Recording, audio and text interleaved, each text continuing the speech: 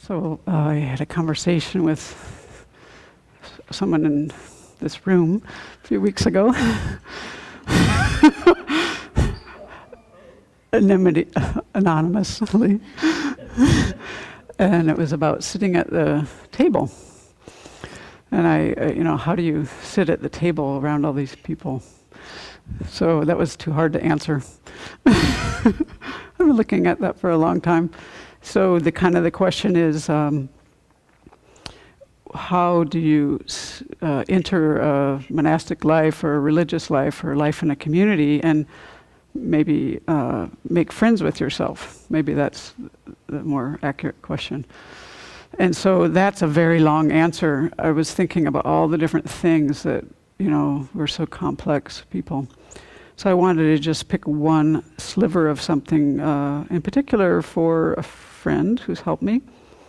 And so this is a little talk about my experience with suppressing emotions. And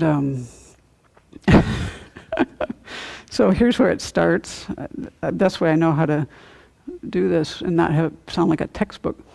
So in my life, I always listened to a lot of music, and there was this one line from this song that it's always stayed with me, and it says, "I am still caught unawares." And so today I went and listened to this song to get the lyrics, because I was like, what else is in this song? It's a song called Scars. And this is, I think, what made me think about this is I think actually we all suppress things. I don't think I really have met anyone who I don't think suppresses things, to tell you the truth. I mean, just when you live closely with people, it's quite obvious we're set up to do this. So this is some words that I think explain our plight. Yes, I'm happy now. I know what is real. Old answers wrong, my reasons right. And now it's a different fight. I'm still caught unawares by ghosts lurking in my nightmares that mock our revolution. I would say our liberation, but that mock our revolution. An ancient loneliness, an ancient pain, and the old scars ache again. And then there's their solution. Yes, I'm happy now, as I rest in your love. You bring such comfort and such release, but I can't find peace. So then it goes back to the refrain.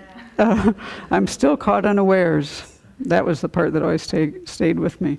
So I think that this is our experience. I think for many of us, this is what brings us to the Dharma, on some levels, our suffering. And so we have to deal with disturbing situations, disturbing mind states, and I would say sometimes things being out of control. And so the problem with suppression is that it actually makes things more out of control, I think, is how I look at it. For instance, if you suppress anger, which I certainly did in my life, and then what happens, it percolates in you, and at some point you probably just explode or something, or you implode or something happens. I just remember what I was doing when I wasn't aware of anger. I was in my 20s, and I can remember how I dealt with things. And then I I had meditated, but I didn't have instruction, so then I used meditation.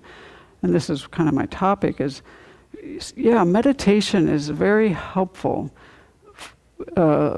It's talking now about stabilizing meditation, but it's also, if you don't have proper instruction, you can actually really get kind of caught. And I actually did in my life at one time, because it's possible to suppress things by focusing your attention on something very well. And so then you're not really aware. And so some years ago, Tenzin Kacho taught this method from a book called Wake Up to Your Life by Ken McLeod that I found particularly helpful.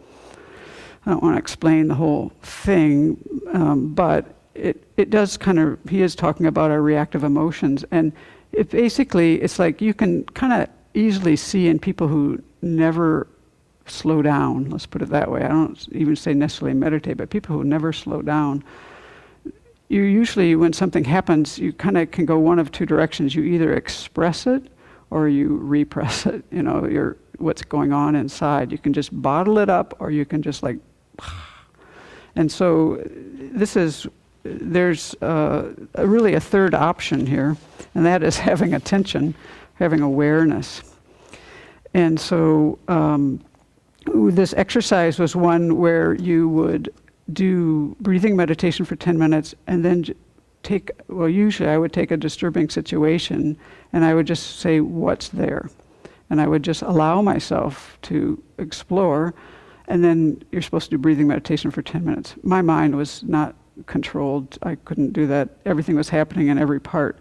But what I remember about this, learning about this, is that what was hard about letting things come up is that they were too strong. I had no tools and I couldn't handle them. So then the mind is like, you're just like gone. And this is what was happening with a friend of mine recently.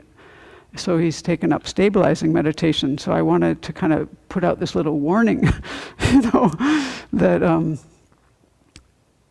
this is a really nice process and of many of the tools that we use to help you. To me, it really helped a lot. It's like when the emotion or the thoughts or whatever it was got too strong, the instruction is just go back to the stabilizing meditation.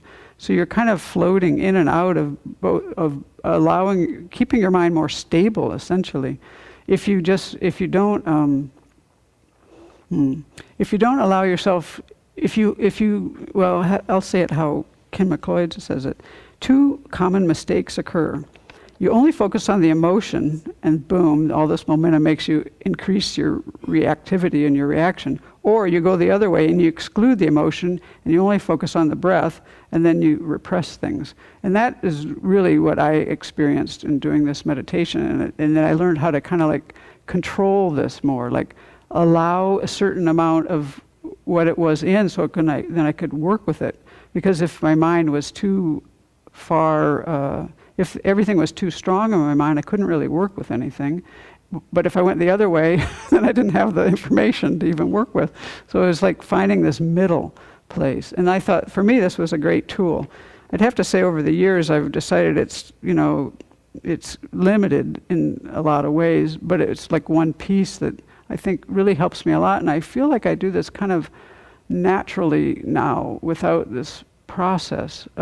At certain times, I notice sometimes when my emotion is really strong, I actually have to stop chanting or singing or even speaking, because it actually makes it stronger. And I can't quite work with it then. So I just stop talking and I just kind of tune in and I allow myself to experience what is going on, but in a way that's manageable, I guess I would say. And that gives you the opportunity then to really use the tools that we have. So this is just a little something I wanted to share for a friend of mine. And since we're all like, I think, in this kind of situation of old scars and, attachment, basically, is what it boils down to. Thinking that things are going to give us happiness that don't have it in them. I think this can help us to look at our situation and realize we're very complex beings and we have a lot of tools. And I would say in Buddhism, it's so well developed just for this mundane kind of life. These tools can really be of benefit. And then once we can get that more settled out, then we can kind of move on to something a little bigger.